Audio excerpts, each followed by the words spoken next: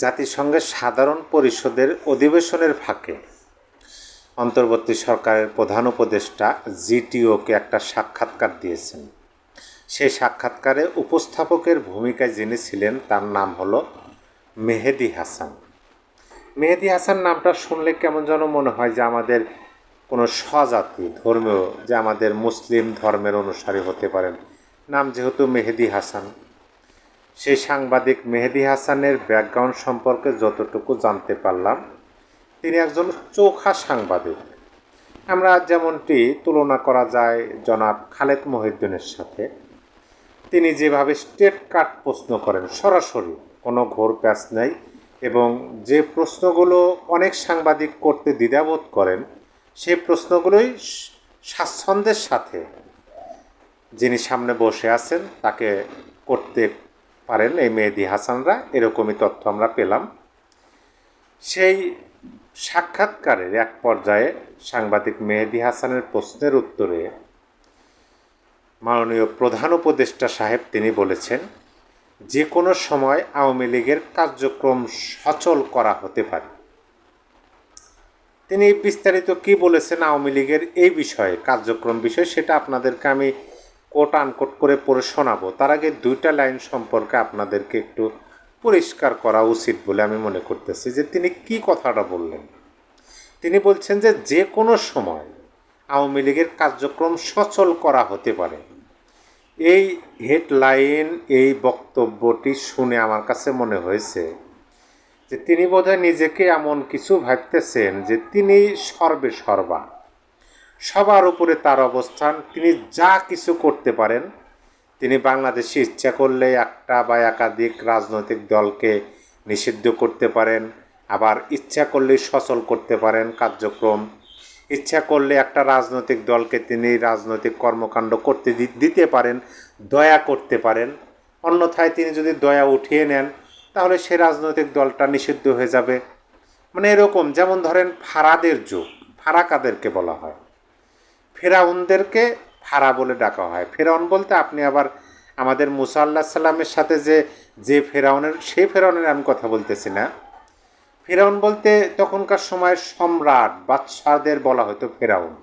সেই ফেরাউনদের মধ্যেই একটা ফেরাউন যাকে আমরা ঘৃণিত হিসাবে দেখি, তিনি আমাদের সৃষ্টিকর্তার সাথে তুলনা করছিলেন। আমি সেই ফেরাউনের কথা বলতেছি না, কিন্তু যে ফারারা মানে নিজেদেরকে সর্বে সর্বা মনে করতো যে সবচেয়ে শক্তিধর, ক্ষমতাধর, এবং তিনি মুখ দিয়ে যে কথা বলবেন সেটাই কার্যকর হবে। ডক্টর মোহাম্মদ ইউনূসের বক্তব্য আমার কাছে সেরকমই মনে হলো যে তিনি কি তাহলে বাংলাদেশের সব হয়ে গেলেন নাকি?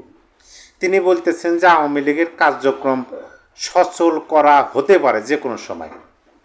তাহলে অচল কখন ছিল? যেহেতু সচলের কথা আসতেছে, সেহেতু এখানে অচল কথাই ছিল, কখন ছিল?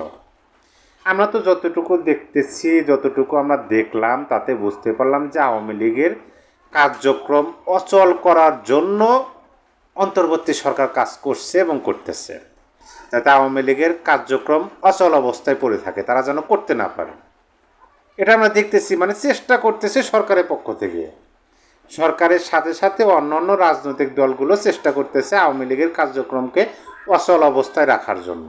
কিন্তু বিদেশের মাটিতে, বিদেশি একটা সংবাদ মাধ্যমে অন্তর্বর্তী সরকারের প্রধান উপদেষ্টা করলেন যে কোনো সময় সচল করা হতে পারে। তার মানে কি অচল আছে? না, বক্তব্যই তো আমার কাছে মনে হইতেছে যে একটা মানে হিতে বিপরীত। তিনি করতেছেন একটা, বলতেছেন একটা। তিনি আওয়ামী লীগের কার্যক্রম অচল করার জন্য কাজ করতেছেন, বিদেশেকে বলতেছেন যে সচল করা হতে পারে।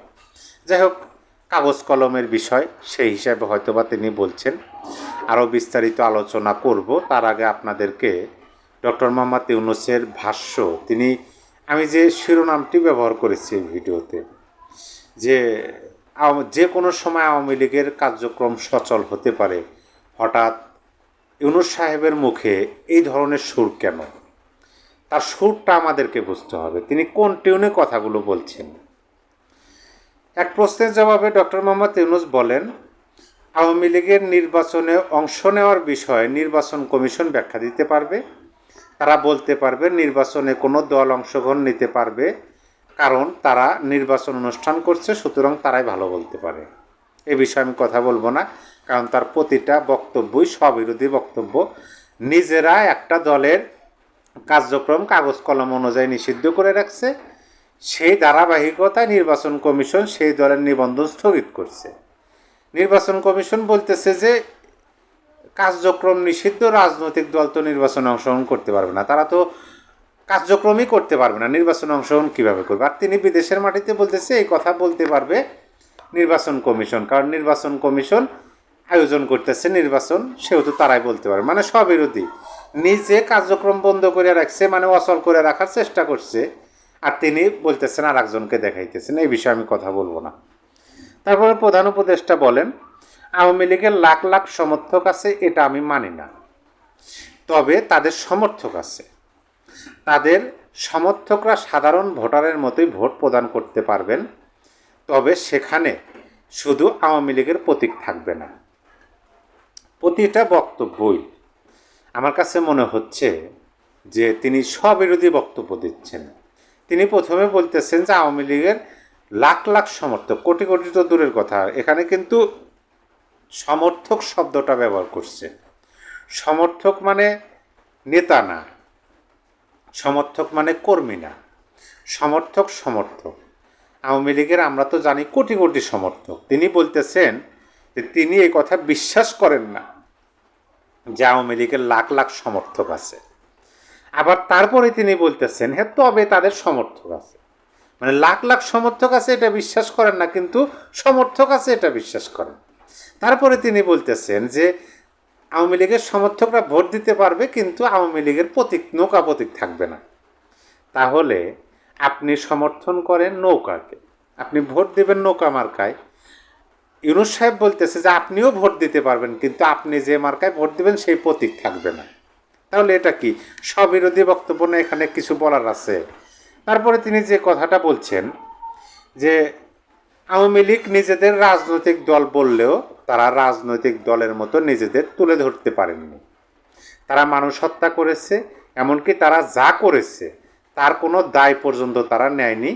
শুধু তাই নয়, তাদের এই কর্মকাণ্ডের জন্য তারা সবসময় অন্যকে দোষারোপ করছে। দেখেন, এইখানেও তিনি স্পষ্টভাবে বলতে পারলেন না যে আওয়ামী লীগ প্রকৃতপক্ষে এই যে জুলাই আগস্ট আন্দোলনের যে ধ্বংসাযজ্ঞ হত্যাযজ্ঞ হয়েছে এগুলোর জন্য ইউনূস সাহেবকে দোষারোপ করতেছে, এটাও স্পষ্টভাবে বলতে পারলেন না। যে প্রথমে কথাগুলো ঠিক আছে, তিনি ঠিক কথাই বলছেন যে যে তিনি মনে করেন আওয়ামী লীগ কোনো রাজনৈতিক দল না, এটা তিনি মনে করতেই পারেন, সেই স্বাধীনতা তার আছে।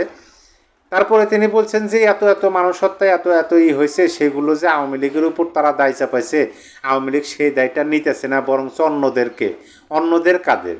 এটা কিন্তু আমরা সবাই জানি যে আওয়ামী লীগ এই সরকারকে দায়ী করে, যে এগুলো সব এই সরকারে ইউনূস সাহেবের যে সমন্বয়ক বা এরাই করছে, এই কথাটাই কিন্তু আওয়ামী লীগ বলে।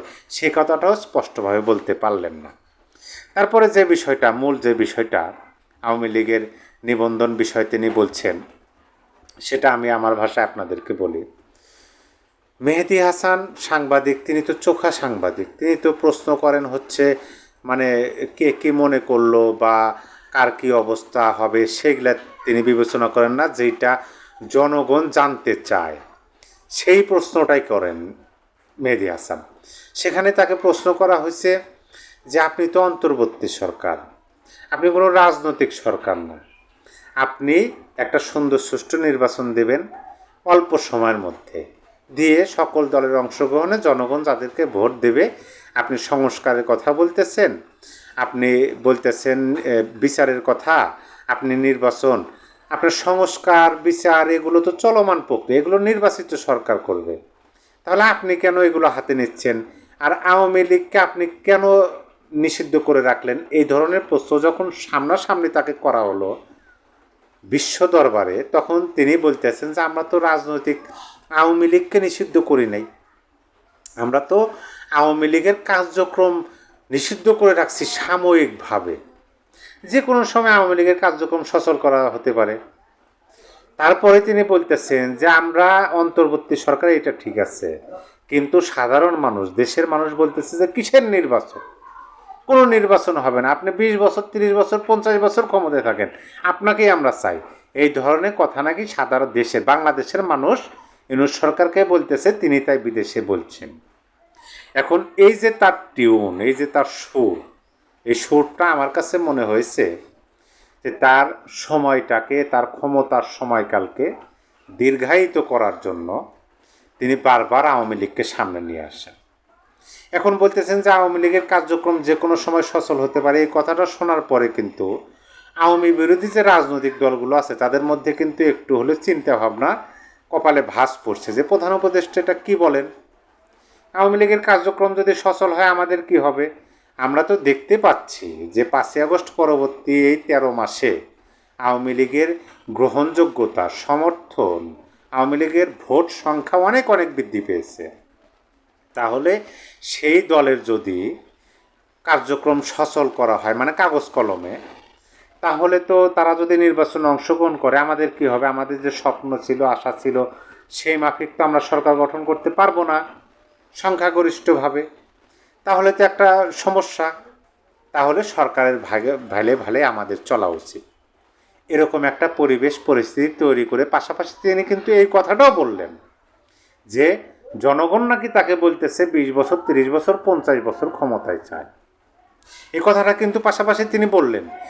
এটা হচ্ছে কি দেখেন, যারা সুদের ব্যবসা করে, মানে যারা টাকার ব্যবসা করে, যে টাকা দিয়ে টাকা ইনকাম, তাদের লোভটা বেশি হয়, তারা লোভী হয়। তাদের কাছে আত্মীয়তা কোনো ব্যাপার না, তাদের কাছে সম্পর্ক কোনো ব্যাপার না, তাদের কাছে নিজের স্বার্থটা হচ্ছে সবচেয়ে বেশি গুরুত্ব পায়। ডক্টর ইউনূস তার সে ব্যতিক্রম নয়। আমরা তো দেখেছি গ্রামীণ ব্যাংকের তিনি যে পদে ছিলেন সেই পদ তো তিনি ছাড়তে চাননি, তারই করা নিয়ম অনুযায়ী সময় শেষ, তারপরে তিনি পদে অধীনস্থ ছিলেন। গ্রামীণ ব্যাংক কোর্ট কাছারির মাধ্যমে তাকে পদ থেকে সরাইতে সক্ষম হয়েছিল। এরকম একজন মানুষ তিনি কিভাবে রাষ্ট্রপ্রধানের পদ থেকে সরে যান স্বইচ্ছায়? এটা অনেকেরই প্রশ্ন। সেই প্রশ্নটা এখন আরও জোরালো হচ্ছে। আর মূল কথা হলো যে আওয়ামী লীগকে সচল অচল করার ডক্টর মোহাম্মদ ইউনূস কিছু না বলে আমি মনে করি। যদিও তিনি নিজেকে মনে করতেছেন যে তিনি সর্বা, তিনি একটা রাজনৈতিক দলকে ইচ্ছা করলেই অচল করে দিতে পারেন, ইচ্ছা করলে সচল করতে পারেন। হ্যাঁ, এটা পারেন। যতদিন পর্যন্ত তিনি ক্ষমতায় থাকবেন ততদিন কাগজ কলমে পারবেন। কিন্তু বাস্তব রাজপথে আমরা কি ঘটতে দেখতেছি? রাজপথে আমরা দেখতেছি যে না, সরকারের পক্ষ থেকে অচল করার চেষ্টা করা হচ্ছে, কিন্তু তারা অচল হচ্ছে না। তারা বারবার সচল হচ্ছে এবং প্রমাণ করছে যে তারা সচলই আছে। সম্মানিত দর্শক, আপনার মতামত অবশ্যই কমেন্ট বক্সে জানিয়ে দিবেন। সবাই ভালো থাকবেন, আবার দেখা হবে। আল্লাহ হাফেজ।